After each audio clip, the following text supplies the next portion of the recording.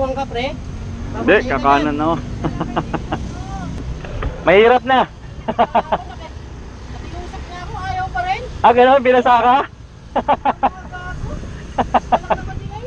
Hanggang Maynila yan, boss. Ingat, ingat. So yeah, there you go. Kailangan po tayo nga mag-iba ng ruta because today is Manila Day and madami daw nambabasa. So good morning to all of you. This is Diary of a Motorcycle Rider Philippines and welcome to my channel. Don't forget to subscribe and hit the notification button.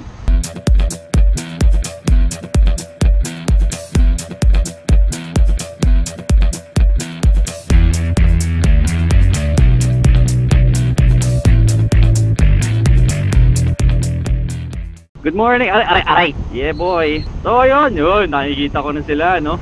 Mga nambabasa dyan. Woo! Hindi na lang kami babasain kasi astigin kami, no? Peace be with you! Peace be with you! Woo! Shit! Thank you! Yan, prepared naman tayong mabasa, no? As you can see, I'm wearing my rain coat sa baba, no? And yung jacket ko, hindi na po kailangan. Thank you! Kasi hindi naman siya masyadong papasokin ng basa, no? So, ayun po. Good morning to all of you. Again, nandito po tayo sa may V-Mapa, yung everyday route ko, no? And hindi naman ako natatakot mabasa unlike others.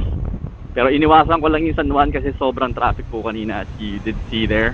So, ayun po. Happy Manila Day to all Manilenyos, to all San Juaneros. Happy San Juan Day. Yeah, boy. And ngayon po, papasok tayo ng opisina as usual and marami nagbabasaan dito kaya ingat-ingat po kayo pag dumadaan kayo ng Manila on Manila Day.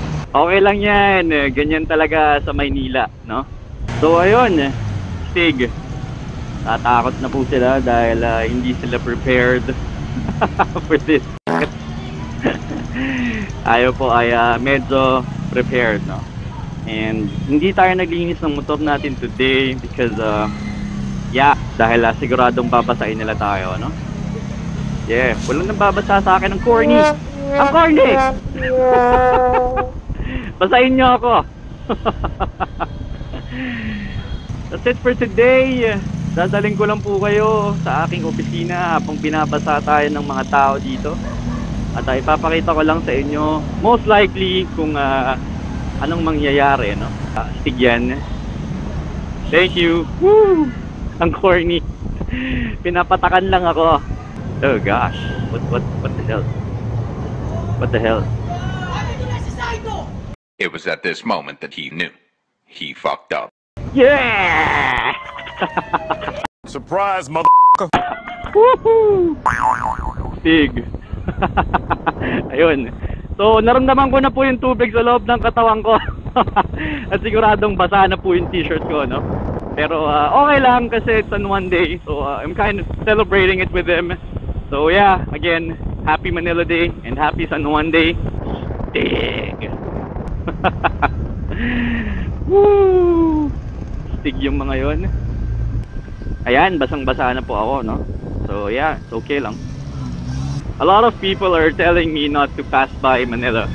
A lot of people are telling me not to pass by San Juan. But I don't give a you know, yung nga ulan, wala akong pakialam yung pang basain ka ng ilang segundo lang, no?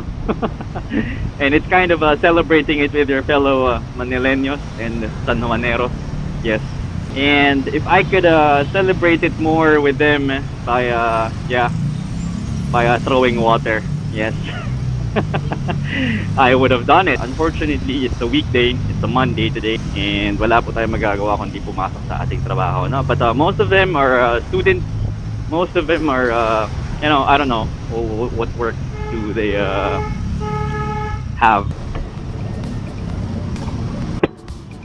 So, pagdating yata dito, wala na masyadong nambabasa, no? But this is Manila already, no?